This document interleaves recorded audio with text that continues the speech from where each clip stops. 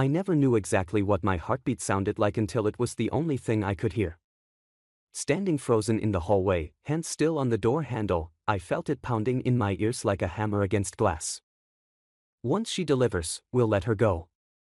My boss's voice, unmistakable through the crack in the conference room door. Then a deeper voice. Our CEO, Richard, chuckling like he'd just heard a good joke instead of plans to destroy someone's life. After she saves us that $12.40 million contract. My contract, my work, my 18-hour days for the past 6 months. My name is Allison Reeves, and I'm 34 years old. Before I go further, please like this video, subscribe, and tell me in the comments where you're watching from. I honestly read every comment and would love to connect with you. Because what I'm about to share isn't just a story. It's the moment my entire understanding of loyalty and professional worth collapsed and what I chose to do about it. I'd been with Pinnacle Solutions for 7 years, not some fancy tech startup with ping-pong tables and cold brew on tap. Just a mid-sized consulting firm where I'd climbed from junior analyst to head project manager through nothing but relentless work and sacrifice. The Miller Project was supposed to be my crowning achievement. Saving a $12.4 million contract that 3 senior managers had already failed to deliver on. The night I overheard them, I'd come back after dinner because I couldn't sleep anyway. My apartment had felt too quiet lately. 3 months before, my fiancé Michael had finally had enough of my dedication to the job and moved out, taking even the potted plants I'd never had time to water. "You're married to that company, Allison," he'd said, standing in the doorway with his last box. "I hope they love you back." They didn't. I should have slammed that conference room door open right then. Should have confronted them. Instead, I silently backed away, returned to my desk, and stared at my laptop screen until the words blurred. Then, with hands that wouldn't stop trembling, I kept working. That's what good girls do, right? What professional women Donnerstag we swallow the betrayal, process the hurt on our own time. 7 years of being the reliable one. The Allison will handle it, woman. And this was my reward. I drove home at 1 a.m. with tears streaming down my face, mascara probably making me look like some tragic raccoon. But by morning, something had shifted inside me. The hurt had hardened into something else. Something with edges. The Miller Project wasn't just any contract. It represented exclusive rights to develop software for 3 of the largest hospitals in our region. The previous project managers, all men with MBA degrees from schools they never failed to mention, had bungled the requirements gathering, promised impossible features, and created a mess of code that barely functioned. The client, Westridge Health Group, was ready to walk. That's when my boss, Nathan Cooper, had called me into his office with that fake concerned look on his face. "Allison, you're the only one who can salvage this." He'd say it. Both hands pressed against his desk like he was physically transferring the burden. "Your attention to detail. Your relationship skills. We need you. And God help me." I'd felt proud. Special. Chosen. What I didn't know then was that I wasn't chosen for my skills. I was chosen because I was expendable. The next morning after the overheard conversation, I arrived at work earlier than usual.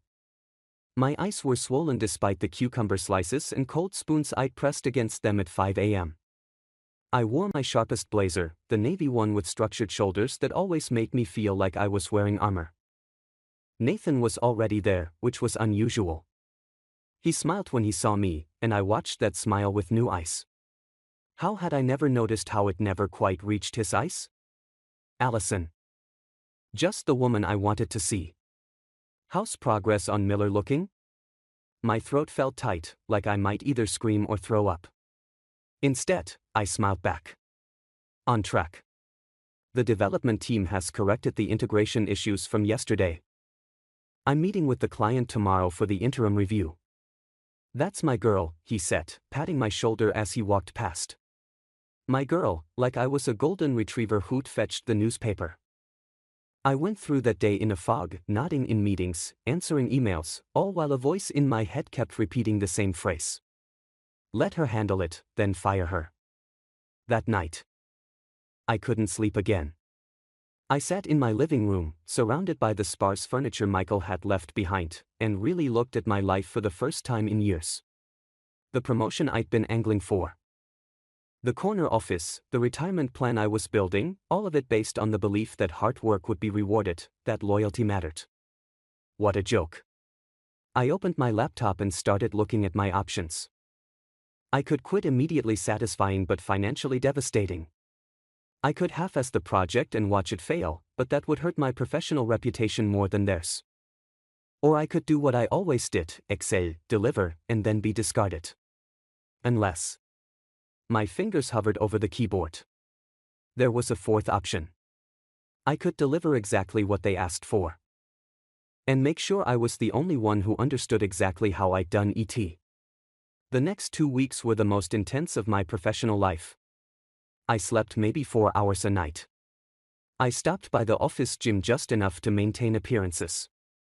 But every spare minute was dedicated to 2 parallel tracks, saving the Miller project and documenting everything. Nathan checked in daily, his friendly concern growing as the deadline approached. "You're working too hard, Allison," he'd say, leaning against my cubicle wall.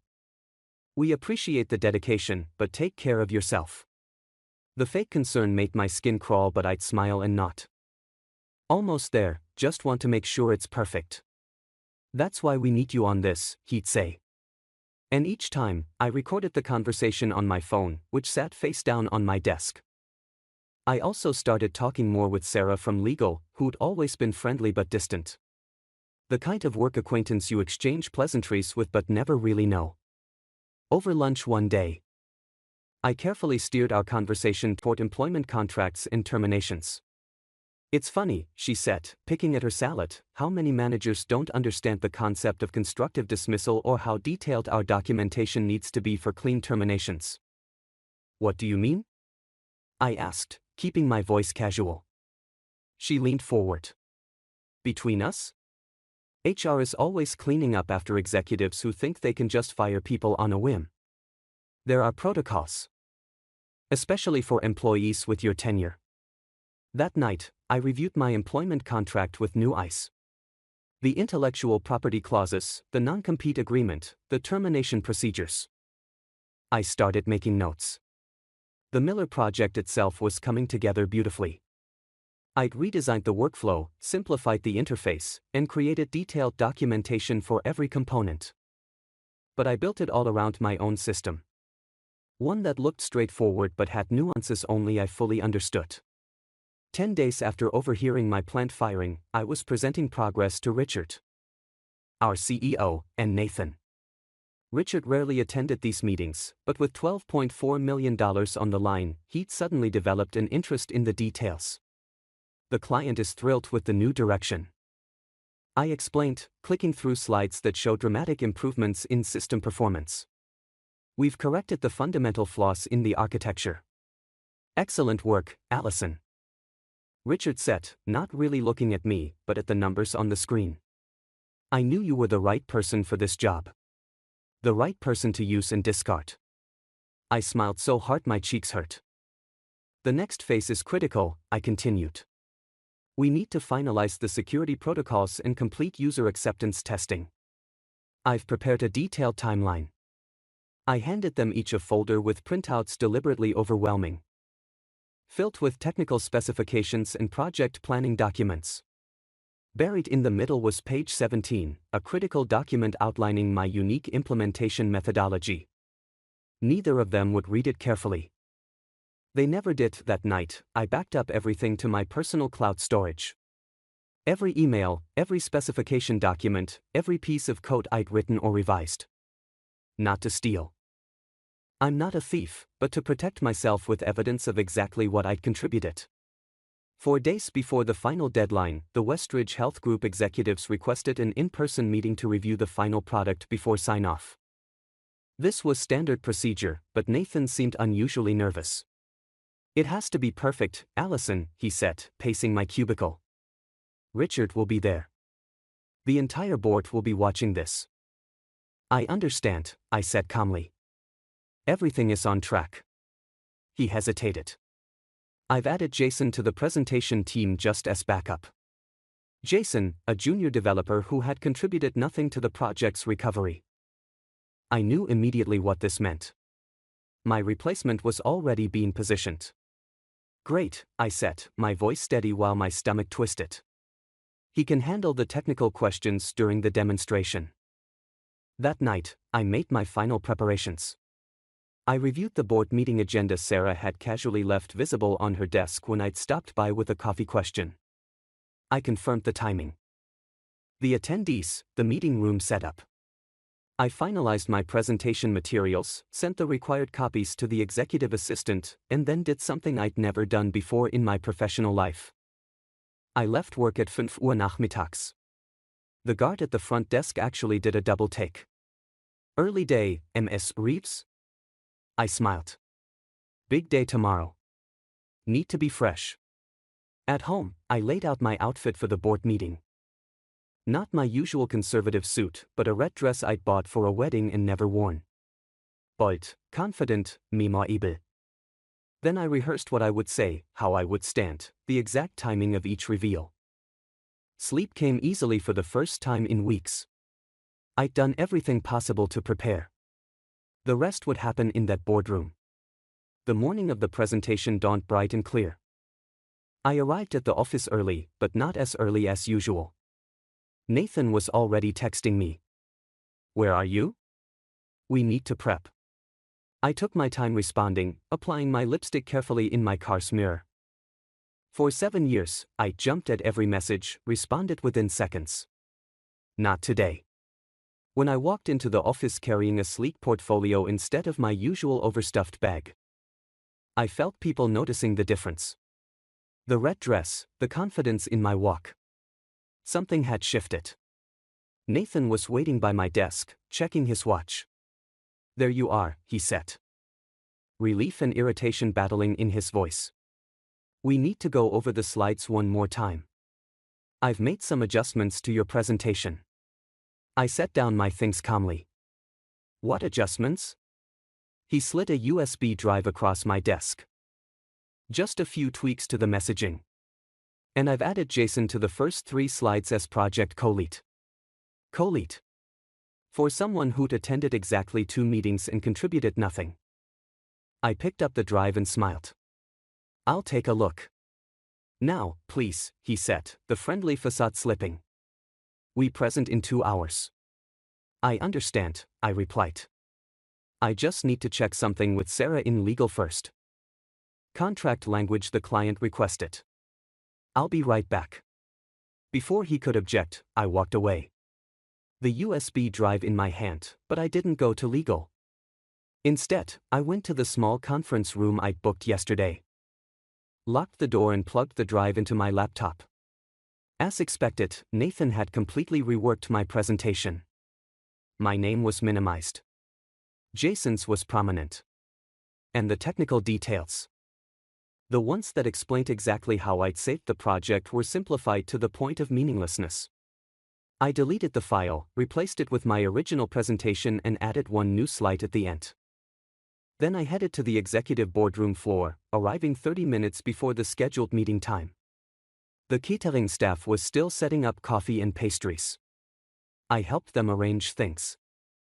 Making casual conversation, positioning myself as someone who belonged there. When the AV technician arrived to test the system, I introduced myself as the lead presenter and asked to check my slides. Of course, Ms. Reeves, the system is ready whenever you are. I uploaded my presentation, confirmed everything worked properly, and then sat in a chair in the corner, reviewing my notes while executives and board members gradually filtered in. Nathan arrived 15 minutes before the start time, looking increasingly panicked when he couldn't find me. When he finally spotted me already in the boardroom, his eyes widened. Allison, I've been looking everywhere for you. Did you review the updated slides? I nodded, my face serene. Everything's ready to go, Nathan. The presentation is loaded and tested. Relief washed over his face. Perfect. The Westridge team just arrived. They're in the lobby. As he turned to leave, I added, oh, and Nathan? I kept your changes to a minimum. I think my original version conveys the technical achievement more accurately. He froze, then turned back slowly. What does that mean? I need to see the slides now. They're already loaded in the system. I said, gesturing to the AV setup. No time to change them now. The board is arriving. The boardroom filled quickly. Richard, our CEO, made his entrance last, flanked by two Westridge Health Group executives. I recognized Dr. CEO, Eleanor Miller herself. The woman whose family name was on our contract, whose hospitals would be using our system. She wasn't just a client. She was the decision maker who controlled that 12,4 million. I straightened my spine, feeling the red fabric of my dress against my skin. For 7 years, I'd worn muted colors, played the part of the reliable background player. Today, I was choosing visibility. Nathan was sweating now, casting nervous glances between me and the presentation screen. Jason arrived, looking confused when he saw me already seated near the presenter's position. Richard began the introductions, his voice booming with practiced authority. We're delighted to present the completed Miller project today, he said, gesturing broadly. Our team, led by Nathan Cooper, has transformed the original concept into a state-of-the-art hospital management system that will revolutionize your operations. Not a single mention of my name. I wasn't surprised. Nathan, why don't you take it from here, Richard said, settling into his chair at the head of the table. Nathan stood, buttoning his jacket with slightly trembling fingers. Thank you, Richard. We're extremely proud of what we've accomplished. I'd like to introduce Allison Reeves, who has assisted with the project implementation, and Jason Mercer, who has been instrumental in the technical architecture. Assisted, after 6 months of 18-hour days, after saving what 3 men had destroyed, I stood, smiled warmly, and moved to the presenter's position before either Nathan or Jason could reach ET. Thank you, Nathan. Good morning, everyone. I'm excited to show you how we've not only salvaged but revolutionized the Miller project. I clicked to the first slide, my original slide, with my name clearly listed as project lead. Nathan's face tightened, but what could he do? Wrestle the clicker from my hand in front of the board and our most important client? For the next 20 minutes, I walked through every aspect of the project with confident precision. I explained how I'd identified the fundamental flaws in the original architecture, redesigned the workflow patterns, and created an intuitive interface that the hospital staff could learn in half the time originally estimated. The key innovation, I continued, clicking to slide 15, was recognizing that the previous approach violated 3 core principles of healthcare information systems. I outlined each one, watching Dr. Miller note with increasing enthusiasm. Nathan tried to interject twice, but I smoothly acknowledged his points and continued, never surrendering control of the presentation. Jason, to his credit, looked increasingly uncomfortable, clearly aware he was being positioned for work he hadn't done. What about the security concerns our IT director raised last month? Dr. Miller asked, her first direct question. Nathan started to answer, but I spoke first. An excellent question. If you'll turn to page 17 in your packets, I paused as everyone shuffled through their materials to find the document I'd buried there. The one I knew Nathan and Richard hadn't read. You'll see our comprehensive security protocol, which exceeds industry standards in 3 critical areas. I walked them through it, watching Dr. Miller's expression shift from skepticism to approval. By the time I clicked to the final slides, the energy in the room had transformed. The board members were leaning forward. The Westridge executives were exchanging impressed glances. In conclusion, I said, we've delivered a system that not only meets your original requirements, but enhances operational efficiency by an estimated 34% over your current processes. The implementation timeline on page 23 shows we're ready to begin rollout next week, with full deployment completed 2 weeks ahead of schedule. Applause broke out, actual applause from the Westridge team. Richard was beaming now, $signs practically visible in his eyes. Nathan was attempting to look proud, while simultaneously looking like he might vomit. Any questions? I asked, standing tall in my red dress. Dr. Miller spoke up. Just one. This is impressive work, Ms. Reeves. I'd like you to personally oversee the implementation at our flagship hospital. Before Richard or Nathan could respond, I smiled directly at her. I'd be honored, Dr. Miller. However, there's something I should address first. I clicked to the final slide, the one I'd added last night. The one neither Nathan nor Richard had seen. On the screen appeared a simple statement, project continuity concerns. The room went silent. What's this? Richard asked, his smile faltering. A critical consideration for the success of this project, I said calmly. As the sole architect of the revised system, I've created detailed documentation for every component. However, there are nuances to the implementation that only I fully understand at this point. Nathan's face had gone from red to white. He knew what was coming. I recently learned, I continued.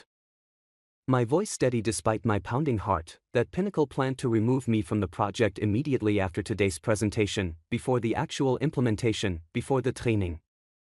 Before ensuring the system functions as promised. Richard stood abruptly. This is hardly the time or place. I disagree, I said, not raising my voice but not backing down. This is exactly the time and place because it directly impacts Westridge's $12.4 million investment. Dr. Miller's eyes narrowed. What exactly are you saying, Ms. Reeves? I turned to face her directly.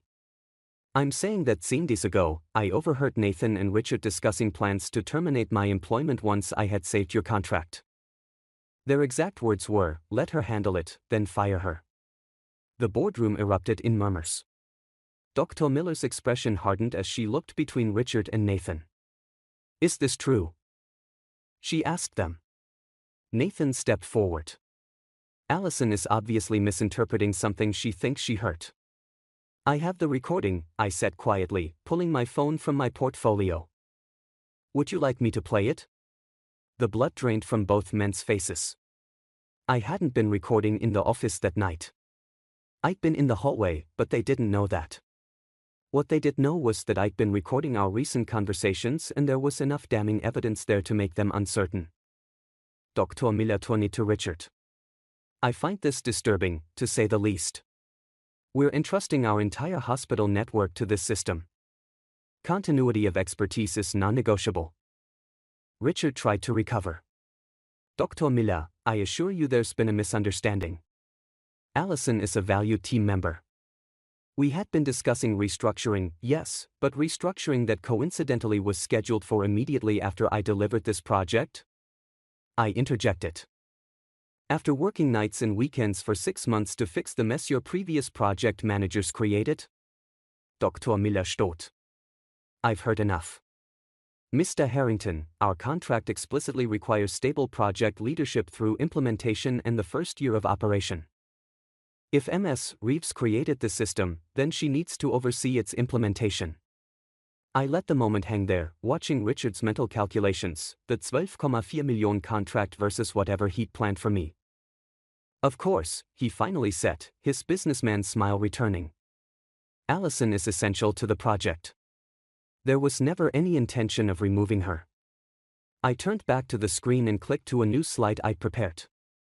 One showing the implementation schedule with my name clearly indicated as lead on every face. Then you'll have no objection to formalizing my role in the updated contract with guaranteed continuity for the full project lifecycle. It wasn't a question. Dr. Miller nodded approvingly. I insist on it, actually, and I'd like that addendum drafted today. The meeting wrapped up shortly after with handshakes and forced smiles. As the room emptied, Richard gripped my elbow, his fingers digging in just slightly too hard. My office. Now, he hissed. I smiled pleasantly. Of course, right after I finished answering Dr. Miller's questions about the implementation timeline, I spent the next 20 minutes with the Westridge team discussing details and building rapport. When I finally made my way to Richard's office, both he and Nathan were waiting, faces like thunderclouds. What the hell was that? Richard demanded the moment I closed the door. I remained standing. That was me ensuring project continuity for our most important client. You ambushed us in front of the board, Nathan said, voice shaking with anger. You had no right. I had every right, I countered, my voice level but firm. You were planning to fire me after I saved your contract. After I fixed the mess 3 men with corner offices created. I simply made sure our client understood what that would mean for their investment. Richard leaned forward, his expression calculating now. What do you want, Allison? A raise? A Promotion? Name it. The question caught me off guard. I had expected rage, threats, maybe immediate termination despite the scene it would cause. Not negotiation. For a moment, I considered what I did want. The director position I'd been angling for? A corner office with my name on the door? But standing there in my red dress. I suddenly realized those things belonged to the old Allison, the one who believed in the system, who thought loyalty would be rewarded with loyalty. I want 3 things, I said finally. First, the lead role on the Miller project implementation, fully documented and contracted, with a completion bonus equal to 5% of the contract value. Richard's jaw tightened. But he nodded. Second, I want a formal retraction of any termination plans, with Sarah from legal present as witness. Nathan started to protest, but Richard cut him off. Fine. Third, I continued, feeling a strange calm now. Once the Miller project is successfully implemented and the first quarterly review completed, I want a clean departure from Pinnacle. A generous severance package, excellent references, and no non-compete restrictions. They both stared at me, confused. You want to leave? Nathan asked. After fighting to stay? I looked at him directly. I'm not fighting to stay. I'm fighting for the respect and recognition I've earned. There's a difference. Richard studied me with new eyes. You could have a future here, Allison. Today showed what you're capable of. Today showed what you're capable of too, I replied. And that's not something I can unknow. The aftermath was surprisingly quiet. Word spread through the office. Of course, whispers about how I'd outmaneuvered the executive team, secured my position on the biggest contract in company history, and somehow extracted concessions no one had seen Richard Harrington give before. Sarah from legal called me that afternoon. I just drafted the strangest contract addendum of my career, she said, sounding impressed. Congratulations, I think. Thank you, I said. For that, and for the casual information about termination protocols. She laughed softly. I might have noticed some concerning conversations. Professional women need to look out for each other. The next 6 months were intense, but rewarding. I led the Miller project implementation with complete authority. Nathan was mysteriously reassigned to another division. Richard treated me with a wary respect that never warmed into anything genuine. But I didn't need his approval anymore. The system rolled out smoothly across all 3 hospitals. Staff training went better than projected. Dr. Miller herself called me the most effective project manager she'd ever worked with during the final review meeting. When I submitted my resignation letter exactly 1 day after that review, Richard didn't seem surprised. He simply slid a folder across his desk with the severance terms we'd negotiated generous. As promised. You could have ruined us that day in the boardroom, he said as I reviewed the documents. Why didn't you? I looked up from the papers. Because this wasn't about ruining you. It was about valuing myself. My last day was quiet. I packed my few personal items, said goodbyes to the colleagues who'd become friends. As I walked to the elevator for the final time, Sarah from legal caught up with me. So where are you going next? She asked. I smiled. Dr. Miller offered me a position heading technology implementation across their entire hospital network. Double the salary, equity options, and a team I get to build myself. Sarah's eyes widened. You're going to work directly for the client? Can you do that? Check the revised contract language. I said, stepping into the elevator. No non-compete restrictions. I made sure of it as the doors closed on Pinnacle Solutions for the last time. I felt neither triumph nor regret. Just a quiet certainty that I would never again let anyone determine my worth but me. 2 months into my new role at Westridge Health Group, I received an email from Jason, my supposed co-lead from the Miller project. The subject line read, "They're falling apart without you." Apparently, 3 more project managers had cycled through Pinnacle since my departure. The company had lost 2 major contracts. Richard was facing pressure from the board, and Nathan had been quietly let go. I closed the email without responding and turned my attention to my team, brilliant people I'd hired because of their talent. Not their connections or degrees. People I made sure knew they were valued every single day. Sometimes revenge isn't about destroying someone else. Sometimes it's about refusing to let them destroy you and building something better from what they tried to take away. That day in the boardroom, standing in my red dress with the presentation clicker in my hand, I didn't just save my job. I found my power. And in the end, that was worth more than any corner office they could have offered me. So tell me, have you ever had to stand up for yourself when everyone expected you to stay quiet? Have you had to prove your worth to people who were ready to discard you? I read every comment. And your stories helped me remember why sharing mine matters. If this resonated with you, please subscribe to hear more truths that women like us rarely get to speak out. And if you know someone who needs to hear this message about valuing themselves, share this video with them. Sometimes the most powerful revenge is simply refusing to be a victim of someone else's story.